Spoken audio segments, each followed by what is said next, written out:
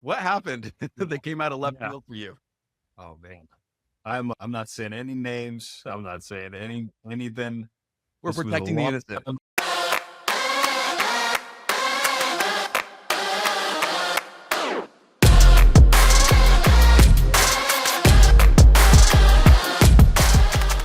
Dude, your setup looks great. Good. Yeah. Thanks to Yeah, you. yeah. It's dialed. It's awesome. I like this shirt too. You've got the Pacific Northwest represent lumberjack feel going on. Yeah. As you can tell, I like jumped in the shower before this call. My hair's never this slick, but I jumped in the shower Yeah. and I was like looking up my shirts and I'm like, screw it. We're gonna go full Pacific Northwest Yeah, on the but front. I feel like anyone who's watching us right now, I feel like Daniel's just bragging about his glorious mane of hair that he Yeah. has. It doesn't matter if it's the beard or if it's Yeah. what's up top. He's just like showing off right now for all of us guys that are follically impaired up I top. love making It's our always dream. first episode. Yeah. We get to joke around and stuff like this and then help people with stuff, which is going to be fun. Let's see here. So for this one, I'm excited about this topic, but I wanted to start out first with talking a little bit about some of the things that have been going on in our world of sales. And Mhm. you particularly, I wanted to tee you up for a story that you told me happened. I think you know the one I'm talking about, but just like You know, one of those times when you're on a sales call and like you've put all the pieces in place. Like yeah. you've done all you can to prep the pre-sales team, the sales team, the partners, everyone's going to be there. It's a 2-day demo. Stakes are high, but you've done everything you can to prep everything. And then something you just don't even count on. I'll let you take it from there. What happened that came out of left Yeah. field for you? Oh man. I'm not saying any names. I'm not saying anything. We're This was a protecting the long innocent. time ago. Yeah, this was a long time ago. It wasn't at the current company that we're at. But yeah, it's like in sales, especially in strategic sales, there's a lot of moving parts. You got to organize a lot of different people, especially as the salesperson. You got your pre-sales team, you got your delivery team. Yep. Maybe you're working with an external partner, a third party. This was the case in this situation. And it was a 2-day demo. So like our team was going on the first day, crushed it. It was awesome. Second day, the third party vendor came up and they were kicking off the call, which was fine. But we were in the intro phase. And The meeting hasn't someone, started yet officially. Like there's people no, in the room and you're all yeah, like getting seated and everything. we're And then there's people projected on the screen above. right. And we're just getting to know people. We're just getting to know people. Uh, yeah, and they're projected up above. Actually, I don't think they were even on the screen. They weren't on the screen. That's the thing. They had just their names had just been introduced. Okay. And we're going around the room now with people in the room, and this is the customers. So the CIO's going, everybody's going. And as they're going, the pre-sales team, one of the pre-sales guys starts commenting on the other pre-sales woman's shirt and how she looks. Okay. You look beautiful in that blouse. Oh, wow. Okay. Blah. And he keeps going. It doesn't And stop there. It like, no, and he's not muted. Neither of them are muted. And she's accepting the compliment. And she's, thank you so much. Thank you. Thank you. And then, like the tones, like that one of those. I instantly start sweating. uh, And I'm like, Mike, we can't hear you. We can't hear you. Or we can hear you. And he's not hearing me. he can't hear you. So, You're trying to help him. You're trying no. desperately. No, and then the whole room on our side starts like panicking and, hey, we can hear you. We can hear you. Ultimately, somebody jumped on the team's invite and muted everybody. But it was, yeah, Yeah, you sometimes those can't. things That's happen. the thing, right? You can control everything you can control, but sometimes something's going to come out of left field and you just got to deal with it. It's like live theater. Like anything can and will happen, even though you've Yeah, rehearsed and prepped and everything. Sometimes something is going to come at you sideways, like a oh, yeah, courtship out of that's right. a non-planned courtship unfolding No, before you while you're trying to get ready for a demo. yeah, tell me about it. So that was, yeah, that was a fun thing. But no, we played it off all right. And I think just being upfront, like I think they could tell we were all a little bit flustered and just being authentic about it and saying, anyway, let's keep going, trying to like play it off. It ended up being okay. But That's awesome. It happens to so many of us, right? That's a good example of a work hard. I'll give you a play hard. So we're playing to our theme right now. So my wife is an amazing, like she's done hot yoga for like almost 18 years now. She Really? recently, like this last year, she's an instructor now. She does cold plunging. She's one of these people that when she starts deciding to do something, she ends up, I jokingly tell her that she starts cults because Yeah. she'll decide something is cool and then people want to find out and know about it organically. And then all of a sudden she has a whole tribe of people following her to do the thing. And it just tickles me because I'm just like, it's completely unintentional. She does not Really? look to do this. It just happens. And so she's really gotten into cold plunging in the last like 4 years. And we live very close to the Puget Sound here down in Tacoma. I know you're further up north, but you can like literally go down the hill from our house and get into the water. And she does this a lot. And she has like a group text thread and lots of people join her. And it's kind of whoever wants to join on Tuesdays and Thursdays kind of thing. Just go in and they're in for 20 minutes.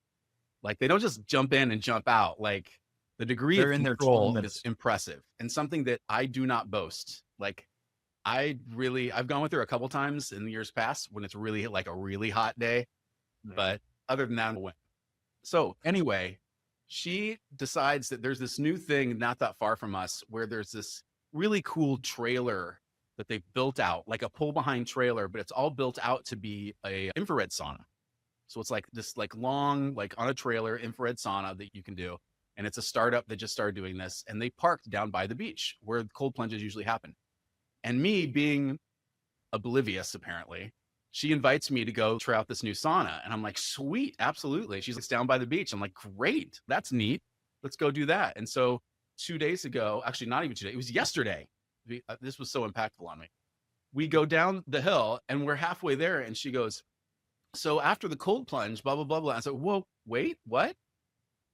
And she goes, why did you think it was by the beach? Like you cold plunge and then you go into the sauna and then you jump in the cold plunge again and you go in the sauna. You do this like 2 or 3 times.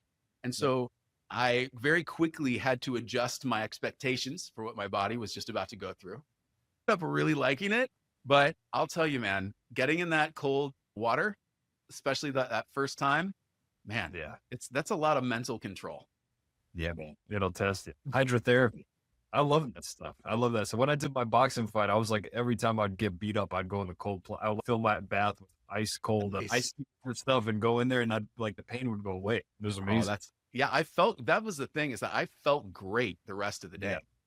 Yeah. Like regular aches and pains, stuff like that from lifting, all gone. Anyway, so that was my example of a play hard this week. An intentional play hard.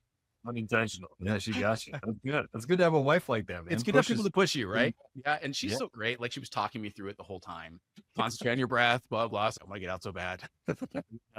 What your women behind you are like all in there for like. Oh, totally. They're all just like chatting and everything. And I'm like, oh. And that transition from right around that waist area, once you get into that area, that's the deal breaker right there. Yeah. That's the transition. Okay. Maybe we should actually give people some value today with jumping into our topic. And you and I were talking a lot this past couple of weeks about what we wanted. What's the first episode going to be about? How can we give people value? And I really like where we landed on this, specifically with the viewpoint that you wanted to do and make this specifically for people in sales. But you and I work with a lot of people at Microsoft.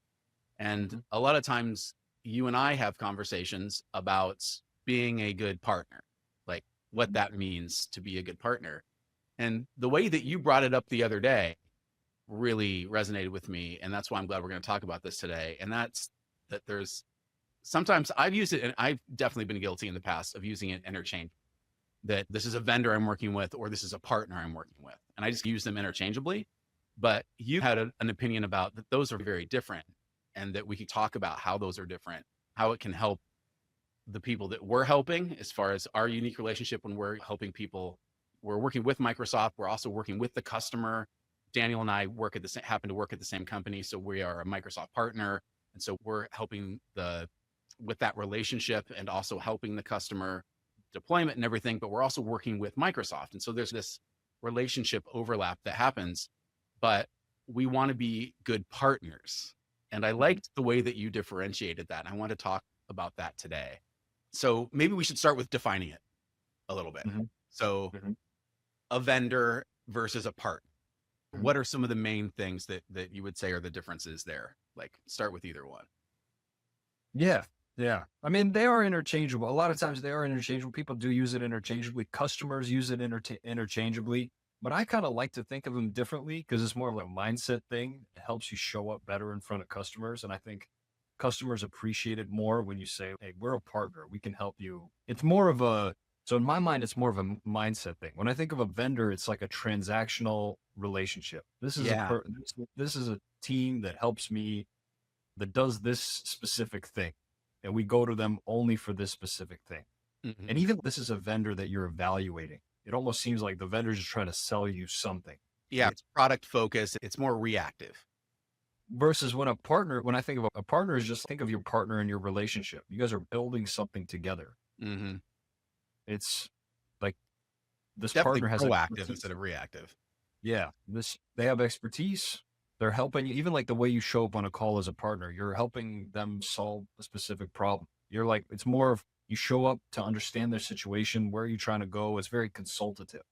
Um, Yeah, yeah. Consultative, that consultative mindset that you're a trusted advisor, that you're on their speed. You want to be like them to think of you as being on their speed dial. If right. Daniel's a trusted advisor. If I have a question about something, I know Daniel will help me with it. He's not just transactional. Yeah. Yeah. And like in the context of when we talked about doing this podcast, we could have got a lot of different angles. Like we could talk all about a specific software, or we can make it more tailored towards the Microsoft space. And I used to be a Microsoft seller. Microsoft sellers go to market through partners. Oftentimes, Microsoft sells the software, and usually to implement the software, they work with partners. And I remember being a Microsoft seller, not all partners are created equal. Mm, Sometimes you'll pull in a partner and they're only focused on this one thing and specifically, and I call them vendors. Like they're a software, they specifically do this one thing versus a good partner. I can pull them in and I can trust that they're going to show up like a trusted advisor. They're going to show up to understand what the customer's trying to do and they can help them in any other way. And that's what's cool about RSM. That's why I like being here. yeah. It's almost the difference between it's it's like you were just saying, it's someone who sells software versus someone who helps you rethink your business.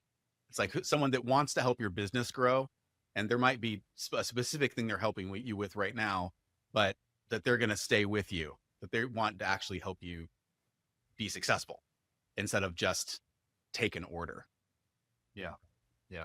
Yeah, absolutely. Yeah. And I think that's a good mindset to have just in general, like in sales. Sometimes the best calls I've had with customers when I was at Microsoft and when now at RSM is where I don't come in with like an agenda of I'm going to try to sell this thing to this person. Like I don't have that written before. I come in with an intention, but my intention actually, in fact, that's what I always do. I like write out an intention before every call. Okay, my intention for this call with the customer is just to learn more about them and what they're trying to do. Genuinely Mhm. curious, no agenda. And when you show up with that kind of energy, where you're just like, hey, tell me about yourself.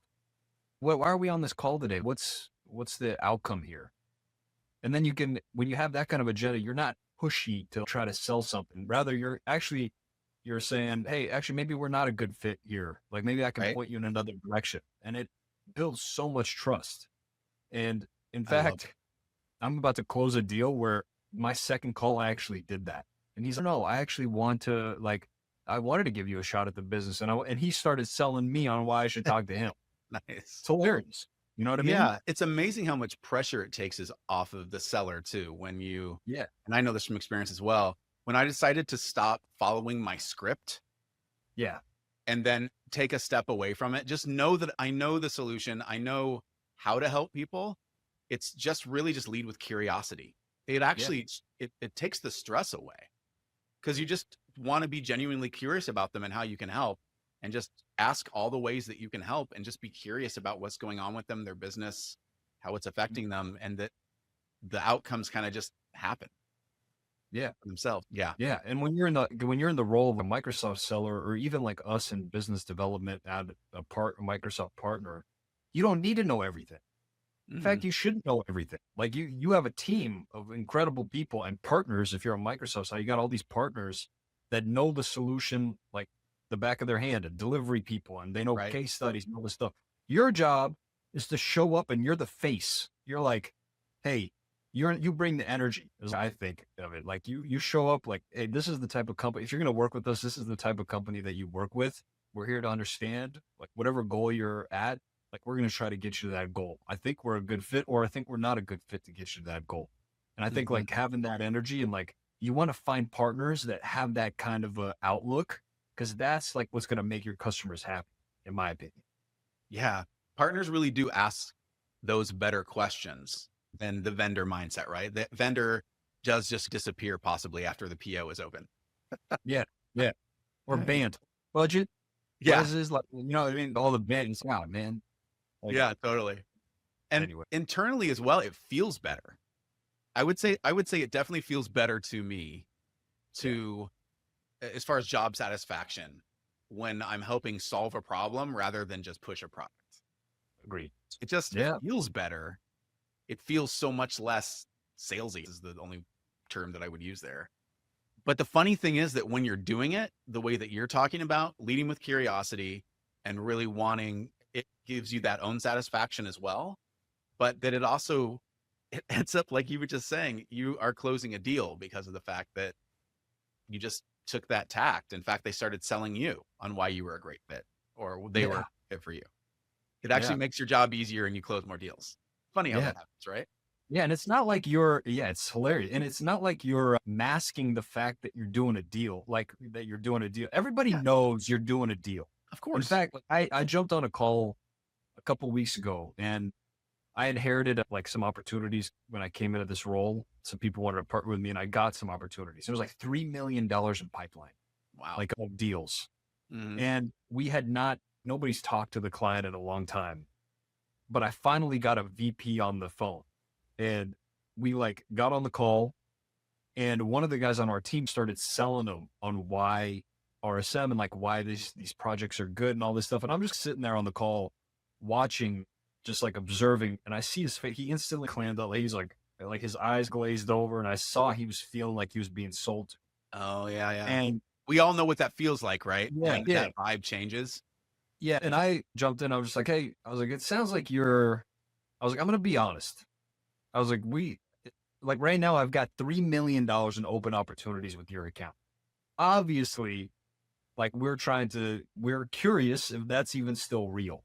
From the Yeah. sound of it, I don't think it is. Am I right? And he's yeah. And he is you saw his guard go down. He's yeah. Yeah, like you're right. I'm like perfect. I was like, I don't want you to like that's good to know. I just want you to think of us as a partner in terms of we're here to support you. We've been working together a long time. We can help you in a lot of different areas. Just know you have our phone number. We can help you in a lot of different ways. But what are you guys working on? And I Yeah. just instantly took it to grassroots. This is what it's just me and you when we're talking. Mhm. I think that's a perfect definition of a vendor versus a partner. Yeah.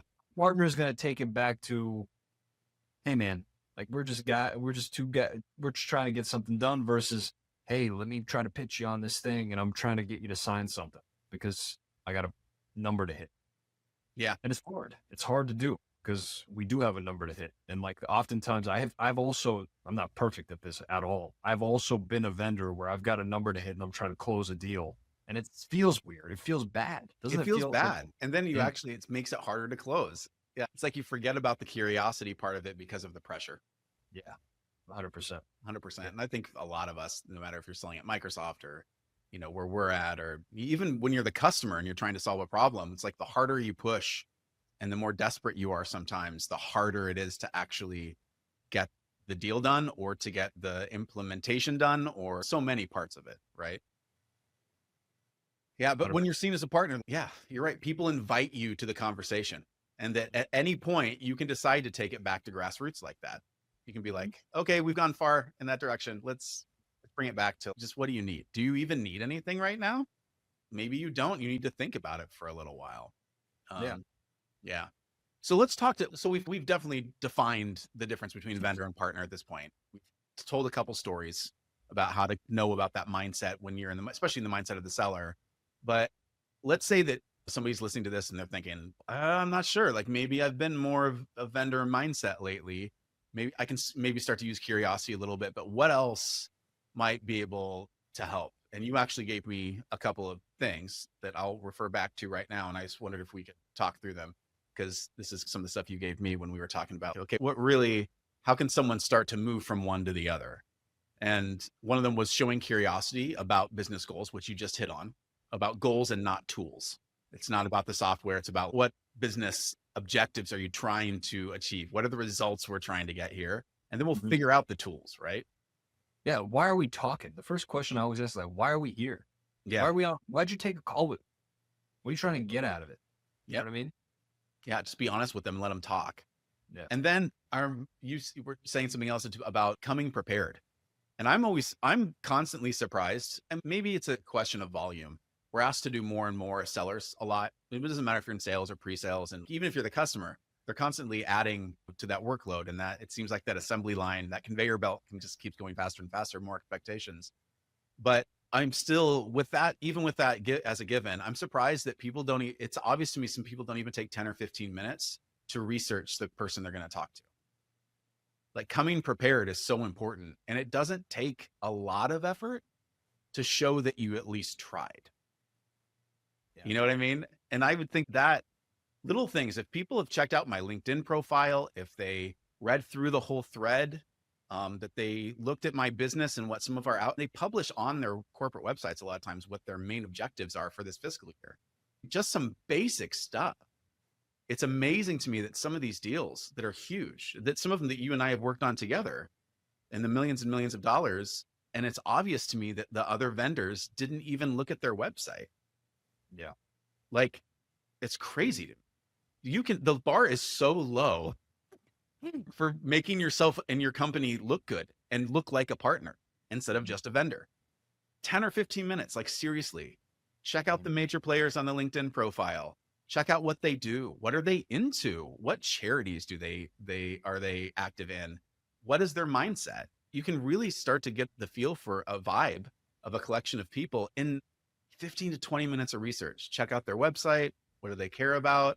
What do they say they care about? What are their growth plans? Where are they trying to go? It can be so helpful. Anyway, so I would say that there's no excuse to not do a little bit of research before you jump on the call to show that you're a partner. You're touching on I'm so big into AI and how AI can help us do stuff faster. Oh yeah, talk about that because I've seen you use that really effectively. Oh my God, you don't even need 10 minutes to prep for a meeting anymore. You need you need like 15 seconds. I'm a dinosaur over here with my 10, 15 minutes. Yeah. I've got a custom AI agent that I built for myself that helps me prep for meetings. And I just put in what company I'm talking to, what like solution they could potentially be interested in, and who I am. And it gives me a full brief of what do they do? How do they make money? What's their culture? How big are they? How many employees? What are the recent news? What problems could they be dealing with? What are their potential priorities? It gives me a point of view for how potentially my solution aligns to those priorities. And it gives me a pitch, like an actual elevator pitch on how to position myself. Dude, there's no excuse to not get ready or like to at least use AI. And the easiest way to do this is like you open up Copilot, audio version, and you say, hey, I'm a rep at this company. I have a meeting coming up with the CIO of this company. Here's his name. Please create an output so that when I read it, and this is the way to prompt, don't say, give me this, say, create an output so that when I read it, I understand exactly what they do, how they make money. I know who the person is I'm talking to and what he could potentially care about. I'm well prepared for this meeting, so it goes any direction it can. Maybe give me some questions I can ask that makes him feel like I understand him so that when he leaves this meeting, he can't not buy from me. Boom. Nice. I love it. We have to do a whole episode just on that. We got to do an AI episode. Yeah, we have to do an AI episode because everybody that just heard you talk about that, I guarantee you right now is like furiously typing on their keyboard to see if that's they a can clip right there. That's one of those. That's an Opus clip, right? That totally is. That's clip worthy, definitely right there. But yeah, man, there's actually a metaphor that I heard at one point that I feel like sums up kind of everything we've been talking about right now as far as vendor versus partner. And it's a vendor sells ladders, a partner asks why you're climbing. Oh, like it's that curiosity thing that you were just talking about. Yeah. Just think about it that way. Don't sell the ladder. Ask why we're even using the ladder in the first place to build that trust, that consultative angle. Yeah, dude. we wanted to make these episodes. We talked about this. We didn't want to make them overly long. We wanted them to be short and impactful and fun. The whole Mhm. work hard, play hard ethos. And so I feel like we've given some pretty good value in under 30 minutes already. So I I don't think think so we need to too. belabor the point, but to summarize it, like seriously, people give some thought. Daniel challenged me to do the same thing. And I've definitely been thinking about it a lot this last couple of days of when I'm showing up in this next meeting, am I showing up as a partner or am I showing up as a vendor? Am I leading with curiosity or am I talking at someone? Mhm. Like, am I trying to sell a ladder or am I asking why they're climbing in the first place? And I just feel like you will go wrong a lot less often. Nothing's foolproof, but Mhm. I feel like there's less chance for rabbit trailing down bad paths when you lead with that kind of partner mindset. Yeah. Yep. Agree 100%. And for those of you guys watching, if you want to work with a partner, let us know because that's how we know some. And honestly, like I was a Microsoft seller. I worked with a lot of different partners, and I didn't want to leave Microsoft, but when I found the opportunity to, when I got recruited to RSM, part of what made me come over here was because of the way that they show up. And I've been more than impressed, like in the year that I've been here, around the caliber of people that we have and how we show up and how we, the mantra or the ethos, whatever, power of being understood. But yeah, everybody shows up. Like, why are we even here? Mhm. What are we doing? Are we trying to solve something? Because if not, let's jump. Because Yeah. people are focused on solving problems, and it's a cool environment to be a part of. Yeah. And I've only been there a month and I can say that, and I've worked at plenty of places, my 12 plus years as a vendor at Microsoft, and then having my own partner vendor license at Microsoft and SAP and helping all their partner networks as well. Like it's pretty cool to see an organization that all shows up that way. And again, could be honeymoon period, but I'm feeling like it's probably not. I have a pretty good gauge for these things. I'm Yeah. noticing everybody at RSM leadership wise and sales, pre-sales, delivery, everybody shows up like that and really just wants to help the customer win. So anyway, There you go. yeah. All right, people. Thanks for listening. Again, this is Work Hard, Have Fun podcast. If this episode helped you out even a little bit, the best way that you can pass it along is to pass it along. So send it to a colleague that might want to listen to something like this as well. Spread the word. We're going to make more of these episodes as long as you want to listen to them and they're useful. We want to keep making them. So thanks for listening to our first one. Thank you. Bye for now. Bye bye.